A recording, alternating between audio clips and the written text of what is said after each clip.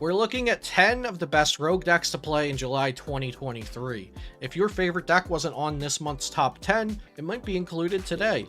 If you enjoyed today's video, remember to subscribe for more Pokemon TCG content, and you can also check out my second channel, Celio2, for bonus content. If you'd like to support my channel, you can do so by using code CELIO at PotownStore.com when shopping for Pokemon TCG Live code cards, or use my affiliate links for Dragon Shield sleeves and Into the AM apparel. If you'd like to support further, you could become a Metafy member using my link, which will directly support me, and I also offer Pokemon TCG coaching through Metafy. Now let's look at 10 of the best rogue decks to play in July 2023. Palkia Chi-En-Pal EX.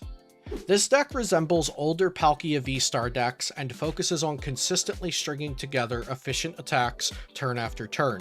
Chi-En-Pal EX provides two things Palkia V-Star needed: a way to search energies now that Capacious Bucket is no longer in standard format, and an attacker that can one-hit KO larger threats.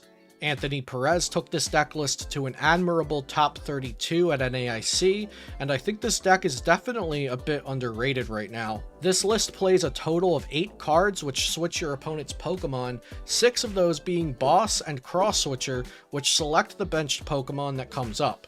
This aggressive trainer lineup paired with Lost City to send important Pokemon to the Lost Zone is incredibly strong versus Gardevoir EX decks. Arceus V-Star variants. Arceus decks did extremely well at NAIC, and not just the Arceus Duraludon Umbreon variant I'm sure you've already heard about. Michael Catron placed 6 with Arceus Umbreon Pikachu that also included Slaking V, which is a very strong attacker. Slaking V is held back by its limiting ability, but the new Spiritomb, which is a great tech against Mew VMax decks, doubles as a way to turn off Slaking V's annoying ability. Another Arceus V-Star variant, Chris Kemp, placed 17th with Arceus Aerodactyl. Aerodactyl V-Star can lock Lugia decks out of the game with its Ancient Star attack. Aerodactyl is also good against opposing Arceus decks due to being fighting type. Tinglu EX. Tinglu EX is a unique Pokemon that can shut down a lot of popular decks with its Cursed Land ability. In addition, Tinglu has high HP and synergizes well with Koraidon EX and Hawlucha. This deck hasn't seen much success at major events, but it has done well in online events and has achieved League Cup placements as well. Tinglu's biggest hurdle to overcome is its Gardevoir matchup, since Tinglu doesn't turn off Gardevoir EX's ability. Outside of that, Tinglu can be really tough to overcome for Lost Zone, Arceus, Lugia, and Mew decks. United Wings. I called this deck a meme, as did many others, but that didn't stop Alex Szymanski and friends from playing it at the largest Western tournament ever. Wattrel, Murkrow, and Flamigo are all featured as single prize attackers that can do a maximum of 220 damage with the United Wings attack. Ditto is included to copy the bird's attacks from the discard pile, reaching a max of 240 damage, since all 12 birds can be in the discard pile when Ditto is the one attacking. The innovation that Szymanski and co. used to make this deck competitive is the Kirlia and Gallade engine to discard your United Wings attackers, draw cards, and search supporter cards as needed, with the Fighting Gallade added as one additional attacker. Hisuian Goodra V-Star. Goodra has fallen out of the top decks since Paldea Evolved released, but I think it's still a real contender. Fabio Spagno made day 2 at NAIC with this Goodra list, which included Iono, Spiritomb, and Jet Energy from the newest set. The most unique thing about this deck list is the inclusion of Sableye and 1 Psychic Energy, which I'm sure caught some opponents off guard. Goodra is very favored against Lost Zone box decks and also pretty good against Mew VMax. So if those decks are popular in your local meta, Goodra might be a great sleeper pick for League Challenges and League Cups. Arceus Regidrago V-Star. This Regidrago V-Star deck actually won the Juniors division, and my friend Locke piloted a different list but same concept day 2 of NAIC in the Masters division. This deck is really cool because Regidrago V-Star can use the attacks of any Dragon Pokemon in your discard pile, which explains the myriad of Dragon-type Pokemon included in this deck list. The versatility of this deck is its main strength, and awkward variants with prizing important cards and awkward starting hands are its weaknesses. Kirlia and Gallade are intuitively included to help discard Pokemon and draw more cards. Lost Zone Charizard.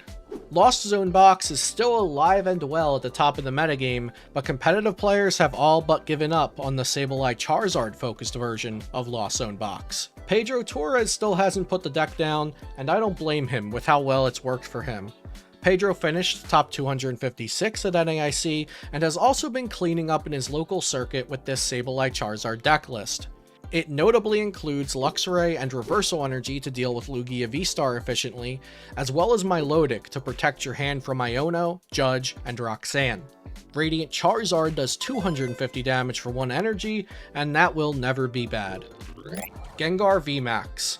I'm not sure how or why, but this Gengar VMax deck placed top 4 out of over 300 players in a recent online event. I suppose it's built to be consistent and efficient while hitting Gardevoir EX and Mew VMax for weakness. It plays 4 Ionos and 2 Judge, so it should be able to disrupt Lost Zone decks pretty well. This is a huge surprise to see it 4th place out of 300 plus players, but it could just be a fluke. I'd love to read some thoughts about this one in the comments.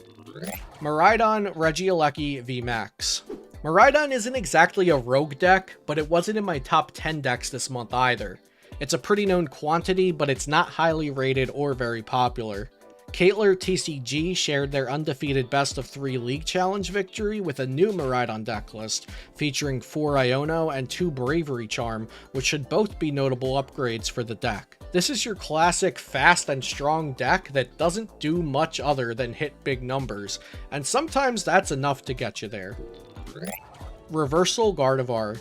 Lastly is a deck that garnered a lot of attention pre-NAIC and has vanished from the meta since. Reversal Gardevoir. This toolbox approach to Gardevoir focuses on your single prize attackers until the end game when you establish Gardevoir EX and Mewtwo V Union. One of my favorite decks I've seen in a while, I removed it from my top choices for NAIC rather quickly due to its poor matchup into straight Gardevoir EX when piloted correctly. Gardevoir EX has potentially become too popular and too respected for its own good, and as a result it's falling off a bit, so this could be the time to bring back Reversal Guardy. I hope you enjoyed today's video, and don't forget to subscribe for more content like this. I'll see you next time here on Celio's Network.